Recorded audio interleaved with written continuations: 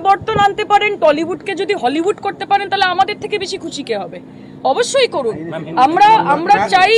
আমরা চাই যে প্রগতি হোক। আজকে গোটা রাস্তায় আমরা জানি না আপনারা অ্যাকনলেজ করবেন কিনা, সকাল হোক, দুপুর হোক, রাত হোক, মধ্যরাত হোক, যে ভাবে একটা শুনশান কলকাতা আমরা দেখছি, এটা তো একটা বিষয়। আপনারা আমাকে বলতে হবে না, নিজেরা দেখুন মানুষ খুশি কিনা। চারজনকে বিজেপি 4 জন বিধায়ককে দায়িত্ব দিয়েছে টলিউড পুনরুদ্ধার করবার এবং তার গৌরব ফিরিয়ে আনার।